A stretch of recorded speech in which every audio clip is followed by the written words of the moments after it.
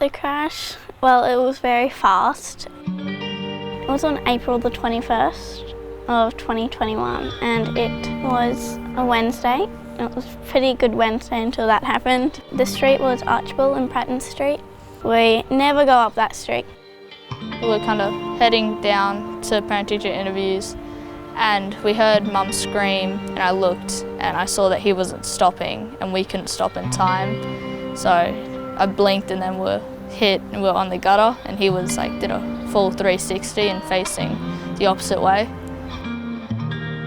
We got out straight away because the gas was coming out and we couldn't breathe at all. The fumes were quite disgusting, so.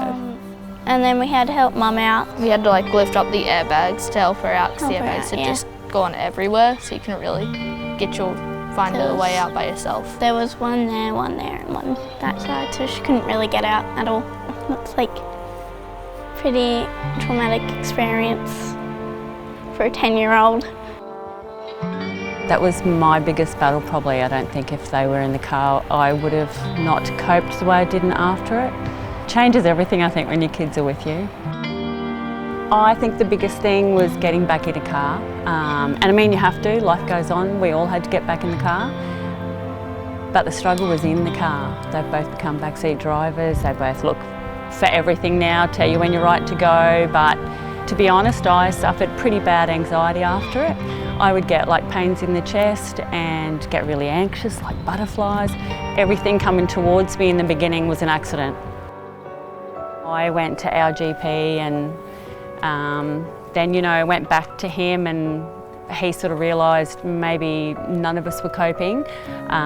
But then we started physio, so that was a definite thing after, and I think our physio he became more than just a physio. He sort of helped us along that path too, and then we sort of realised that it was maybe a bit out of his control, and we started seeing a mental health nurse, and she was great. It was very important to get back into the mental health side of things because I had pretty bad anxiety after when I'm in the car. I want other people who have suffered car accidents to know that it's okay if you're upset about it, and just reach out to someone to get help.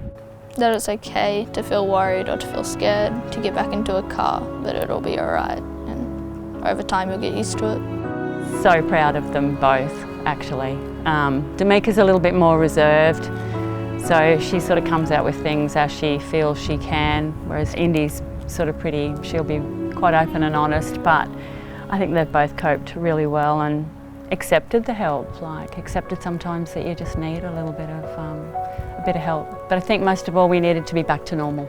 And that's what everyone encouraged, was getting back into normal life and normal routine, and then everything becomes a bit easier, doesn't it? Yeah. Yeah.